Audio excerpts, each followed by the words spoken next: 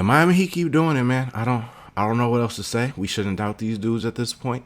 They are real. They are the ones. They did something that nobody else in this NBA playoffs has done and beat the Denver Nuggets at home. I was among the people who really believed in what the Heat were doing and like loved seeing it throughout the East, but like most of us, were in the place where it's like the Denver is another level. Denver is going to be the team that finally exposes this Miami team for what I think we all deep down, even if we enjoyed the run, well, we thought they were deep down, which is what they showed us they were during the regular season.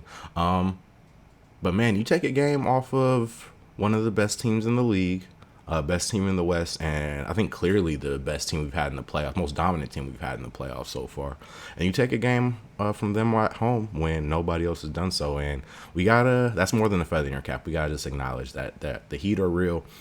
This is a real series, and the Heat might win the fucking championship, man, as an 8 seed, and it would be the craziest thing. Obviously, the closest we've gotten to this is the New York Knicks, who, as an 8 seed during the lockout, got to the NBA Finals, but lost to Tim Duncan and the Spurs. Kind of funny that I won't say there's a ton of Tim Duncan, Nikola Jokic comparisons, but just in my track of mind, where Steph Curry is an evolution on Tim Duncan and Nikola Jokic is an evolution on Steph Curry, there is a little bit of a journey there that I like and a little bit of a parallel I like, but I think Miami has a real chance to do it.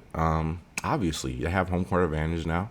2 games at home. They can handle business at home in these next 2 games, and this series could effectively be over. Although I think in this NBA, I don't know if 3-1s are as much of a lock as they used to be. A 3-0 didn't even feel like a lock this year. So we'll see where we go from there. But yeah, crazy game, crazy situation we're in. I guess I'll start before I start going through notes. Like, Miami's just dominated. Miami starters just dominated this game. First quarter, it starts. Denver makes their run. We'll get into this in a bit. When Miami's bench starts coming into the game, and alternatively, the reason this game was even as close as it was, despite Miami's starters dominating, is that the bench really struggled to keep up with what Denver was doing. But yeah, I think it starts at the end of that second quarter, and I'm kind of spoiling my notes now, but we can get into it. The end of that second quarter, where the starters for Denver do come back in, there's a complacency there, just straight up. There's a complacency there. I'm going to start these highlights because I forgot to do that. But there's a complacency there, just straight up. And we're going to mute that. Okay. 3, 2, 1. But there was a complacency there, just honestly, to finish up the second quarter. In the same way they did not come out ready to play in the first quarter. The starting lineup, they did not close that second quarter well. Allowed that game to stay close enough that Miami was right there, and they had a shot, and they gave themselves a chance, and they've done what they've done in numerous fourth quarters in these playoffs, and just like dominate a team. I feel like the zone didn't even give Denver as much trouble as it has other teams in the fourth, but Miami's defense was still enough to get it done, mostly because their offense was amazing. At some point, with a few minutes left, Seth Partnow posted that Miami had scored on all but 2 possessions in the fourth quarter, and that was like more than halfway through that quarter. So as much as the zone defense maybe didn't do as much as you would think, or it wasn't as effective as it was against other teams, at least, it was enough for them to carry through on an amazing offensive performance in the fourth quarter. But yeah, we'll get into it. We'll get into some more of the nitty gritty as we go on. But amazing performance. I'm going to check to see if we do have any chats. We're good. But yeah, let's go ahead and keep it moving. Again, I kind of went through notes. First half was a really interesting game. So the first 3 minutes or first 9 minutes of the first quarter, I think the first thing I noticed that was really funny was that Strus took all of the threes essentially in the first quarter. I think Robinson maybe got one by the end of the quarter, but essentially the first 9 minutes of the first quarter, Strus is the only person that took a 3 from Miami. Went 4 for 7. I think he finished 4 for 8 in the quarter from 3. But it was funny. Something you shouldn't have doubted. Strus was going to keep shooting threes. Gabe Vincent was going to keep shooting threes. Miami shooters, Duncan Robinson, they were going to keep shooting because that's what this team has to do. And I think there was even that Jimmy quote, which I feel like didn't even need to be said. But yeah, he's going to keep trusting these guys. We're going to keep passing to them in the spots. And Strus was great. That was the first sign of Denver's defense not being locked in, especially amongst the starters, because they just gave up open threes that you shouldn't give up against a team that needs those open threes to be effective. And it was so bad that I got to the point like, did we just not notice that they didn't defend the three ball well in the first game, but just because Miami couldn't hit them? And maybe that's an issue for this series going further, is that I don't know how well Denver's going to defend this three. Denver has a lot of defenders, even their good defenders, because good defenders do this as well. They want to cheat a little bit. You want to try to, you're a good defender. You're trying to find advantages, right? As much as you know you're supposed to stay attached to this man, what can turn you from a good defender to a great defender is the ability to know, like, when I can detach from this man, I need to be attached to make a play. One of Andre Iguodala's biggest plays in the Warriors playoff moment is that strip steal coming from the other side of the court, and like, that's not designed. That's actually quote unquote bad defense if you're talking about guarding scheme. But you need great defenders that can read moments and do that. Denver has a lot of guys who were trying to do that, like KCP, who I think is a great defender, gave up some threes where it's like, why are you helping that much in that situation with who you're guarding? So there's a lot of moments like that, but then also a lot of like, okay, the ones on Denver that aren't the great defenders weren't locked in as they should be. I think Michael Porter Jr. has been a surprisingly good defender of these playoffs. And I wouldn't say good, surprisingly solid defender of these playoffs, especially when you take rebounding into account. As bad as his offense was today, I feel like there's a bigger defensive thing that may happen here. I won't say it's as bad as Dwayne Wade trying to guard Danny Green in the NBA Finals way back. I think that's 2013. Or maybe not 2013, but it feels like that where, for all of the work N.B.H. put in to like really give effort on defense, I don't know if the intricate's the right word, intricate ball movement, man movement, more specifically man movement, Miami can kind of bring about with his shooters. I don't know if he's going to be ready for those moments necessarily. I said we saw a little bit in that series. I'm a little nervous for my guy that like this might be a little bit of an exposure of like, yo, this is NBA Finals level defense you need to play for these next however many 3 to 5 games we have left.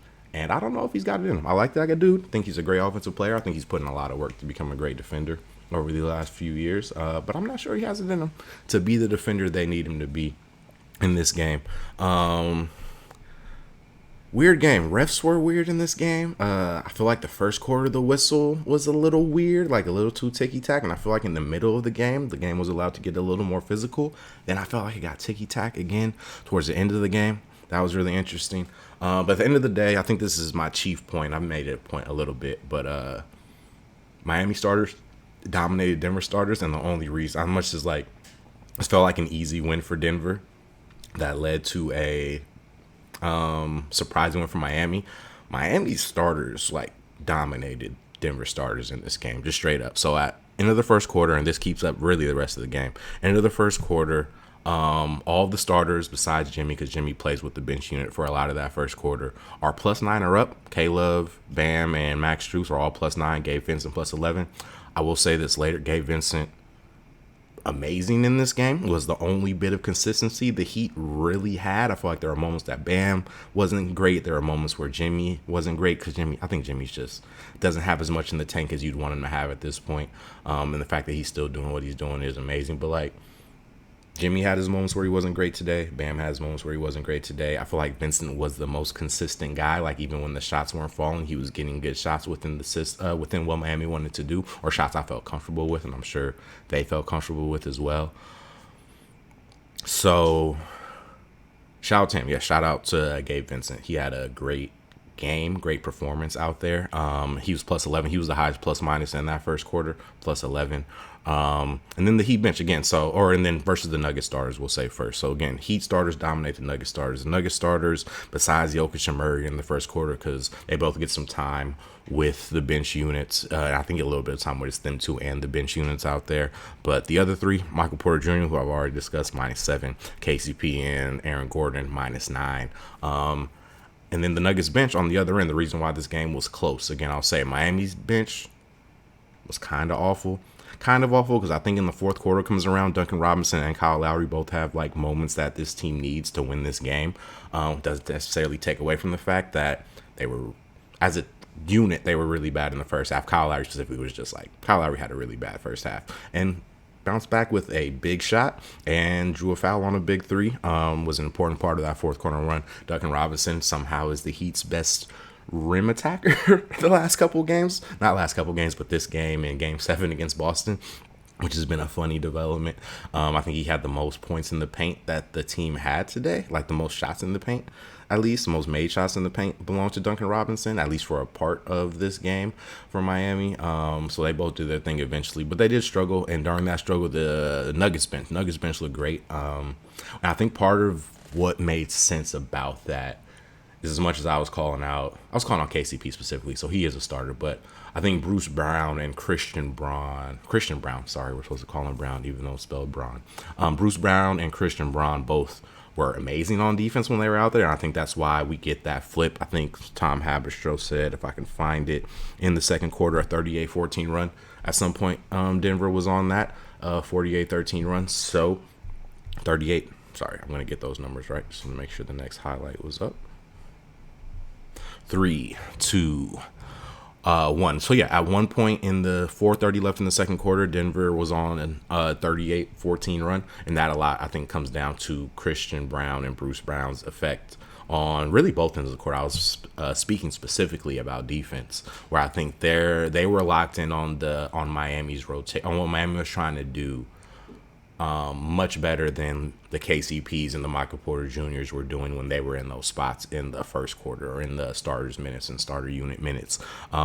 So again, shout out to Denver's bench, who I think for the most part, at least in the first half, played a good game. Even Christian Braun had some moments where it's like, oh, you lost. I think Gabe Vincent gets a wide open three in the second half because Duncan Robinson draws two like he's Steph, where that's a situation where Christian Braun should have stayed attached. So it was not perfect by any means. But in that first half, at least, that's why Denver's able to go on the run they do. And this is, again, where I shout out Gabe Vincent, because he's like, there's a stretch at the end of the second quarter and beginning of the third quarter in this game where, like, they need his offense to be as great as it was for them to not, like, lose touch, right? Not to hold on to the rope, essentially, and not fall out of this game completely. And he was one of the keys to making sure that this is a game. I don't know how much he even did in the fourth quarter to secure the victory, but the team isn't in a place to win that game without what Vincent does in those in the first half and in the early parts, at least, of the third quarter. So shout out again to Gabe Vincent, because he seems to be the only Heat player that consistently showed up, like, from start of the game to the end of the game, which is how basketball works. You're gonna have up moments, down moments, and Miami Heat persevered. That's what they do. They've been doing it all series and all game, and they are all series and all playoffs. And it speaks to values of coaching. I think sometimes we don't know how to talk about what coaching can bring and what leadership, even beyond coaching, with, like, some of your players in the culture. We talk about Heat culture, but when you have somebody like Pat Riley at the top, and you have somebody like Eric Spoelstra as a protege below him, and then you bring in somebody like Jimmy Butler, you do establish a culture of a team that, no matter what the situation is going to understand that if we come out here and play basketball the right way, which feels almost corny to say that way, if we go out there and compete, and we execute and we do all the things we need to do, we might not be the most talented team, but we're going to be in basketball games. And they've been in basketball games this whole playoffs, and they've been better at closing those games than every team they've played against so far, even compared to Denver in both these games, because they made a comeback in the fourth quarter of the last game too. And they're going to keep doing it, man. Again, this is a series, so we're gonna be here for a while. Keep going through the notes. As I say, we're gonna be here for a while, and I think this is gonna be a long series. In the middle of that, at the beginning of that 38-14 run, Jamal Murray dunks on Max Strus. I thought not only this game was over, I thought the series might be over, which is ignorant to say before we even go back to Miami. But that was the feeling. That second quarter, man, before the starters come back in for Denver, the full starting lineup comes back in for Denver. It seemed unstoppable. It seemed like Miami didn't have enough to stay in the game. And I feel like that dunk by Murray is kind of towards the beginning of that run. Yeah, somehow they pulled it off, man. Not much more I want to get into. We'll wrap this up pretty soon. Quick 15, 20-minute conversation just so y'all have something to go off of. I'm going to check chat real quick. Anybody rocking with me? Nah, but it's good. So, yeah, no, crazy moment. I had some first half Bam. I didn't like how Bam was attacking mismatches. That obviously comes together. Like, it's not an issue with Bam. Bam's never going to be the offensive player maybe I want him to be. I want him to be able to catch the ball from, like, 15 feet in and like be consistent at getting buckets, and he's never going to quite be that guy. But he did enough tonight. He was good. First half though, I did.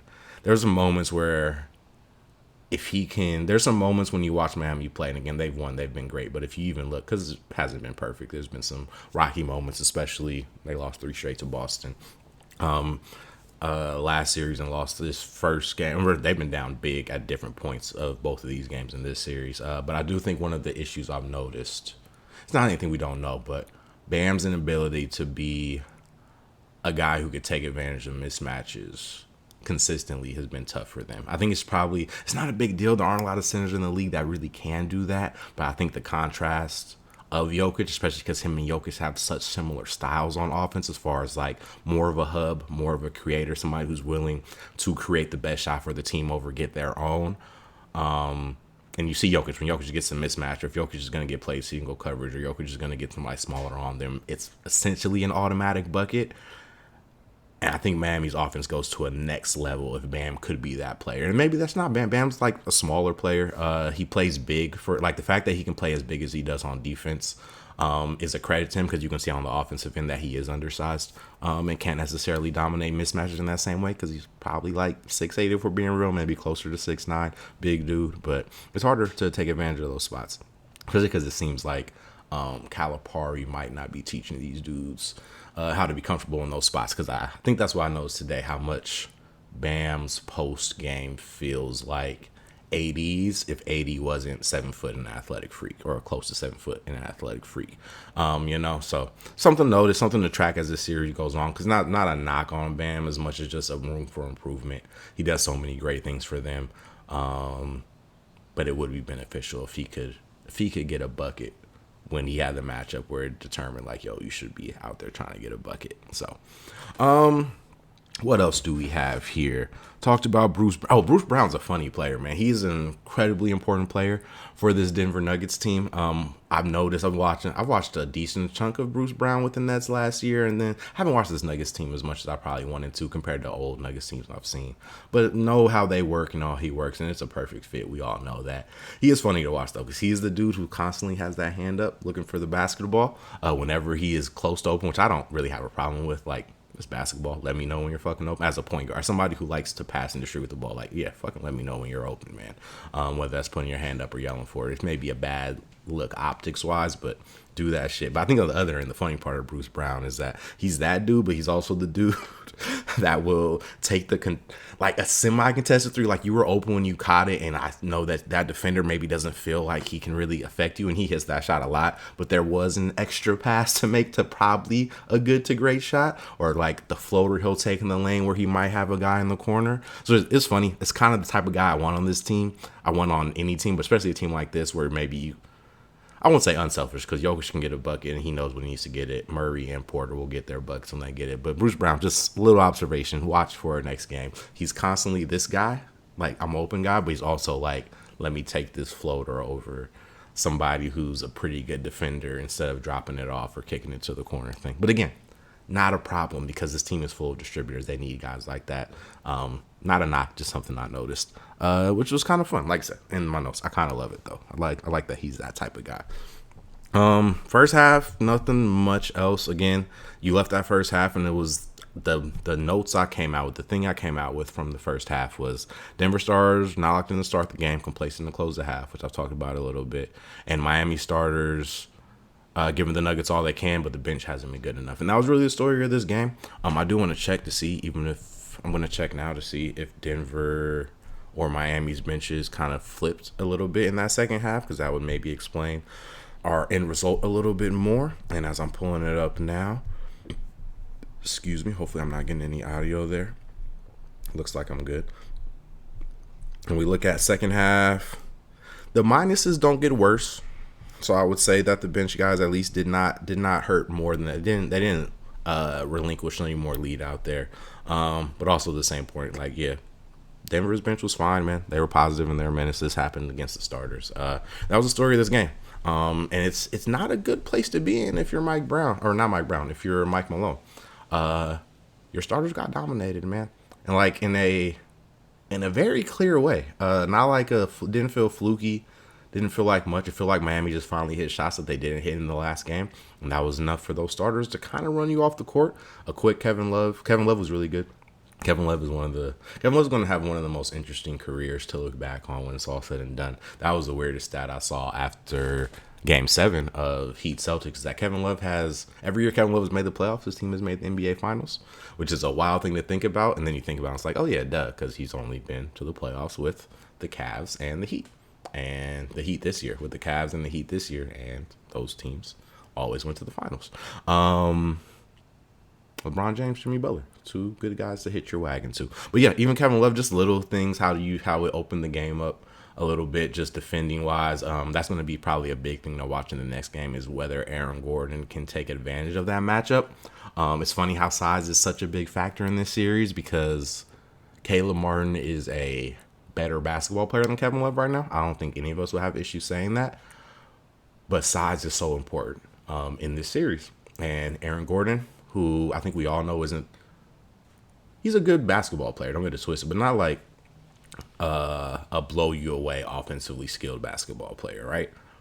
You put a guy that small on him around good passing from Nikola Jokic and what Jamal Murray brings to the table, like, he can do what he did in game 1 and kind of dominate around the rim. And he can't. He's not good enough to do that against Kevin Love. Not even saying Kevin Love is some lockdown defender. He's just bigger than a Caleb Martin or a Gabe Vincent or a Max Strus or wherever Aaron Gordon might find on him in some of those moments. So it's going to be an interesting one. We're going to have to figure out how to unlock, or the Nuggets going to have to figure out how to unlock Aaron Gordon a little bit. I think that's going to be key. I don't think Gordon even had a bad game necessarily, but his domination in the game 1, he had a good game, 12 points again. But his domination in game 1 felt like that's why the series felt like it might be over, because they just didn't have an answer for Denver's size. And Aaron Gordon was kind of at the crux of that. And it's funny how something as simple as putting Kevin Love back in the mix can kind of mess with that. Again, not even really knock on Aaron Gordon. He had a pretty good game, hit a couple threes, 12 points on 7 shots. The guys who really struggled were Jamal Murray. Wasn't even awful. 18 points on 15 shots. No true shots, trips to the free throw line. So 18 points on 15 true shots. So he was fine. Nothing necessarily awful or bad. Had a chance to put the game in overtime. This is the lowest minus of any of the starters, him and Gordon. Murray was -2. Gordon was -7. So there's value there with what he brought to the table. N.B.H was the one, man. I talked about it on defense already, but even on offense, 2 for 8, 1 for 6 from 3. Shoot. He's going to keep shooting the same way.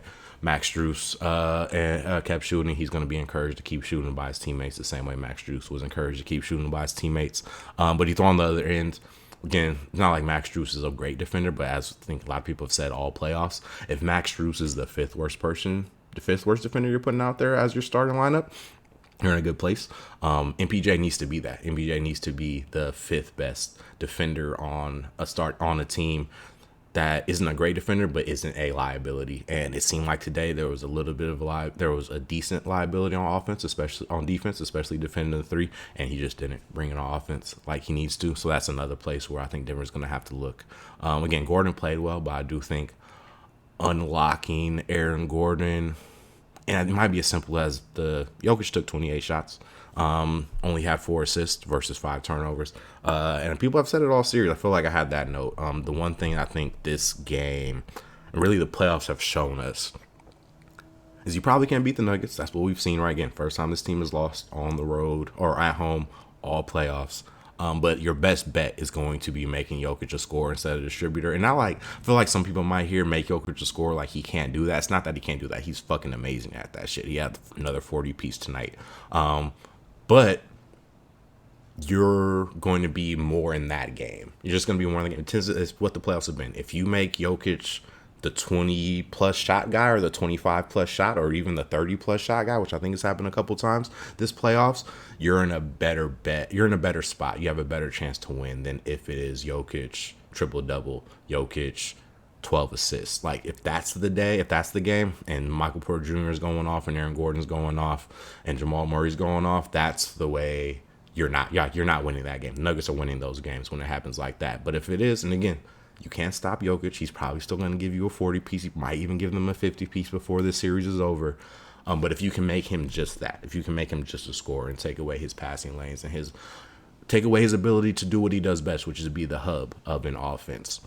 If you take that away, because he has to get the bucket because they're not letting him be the hub in that way, that's how you can beat him. It's not a great bet. I mean, I think the Heat could try to do the same thing this next game, and Jokic could put 50 on him and the Heat lose. But it is your best bet. I think at this point in the series, and that's going to be the story of how we go forward in this one, man. We've talked about MPJ, we talked about Aaron Gordon, we talked about Jokic being more aggressive as a scorer, and I think those are the keys for how this thing is going to go. Miami has been consistent and will keep doing the Miami things.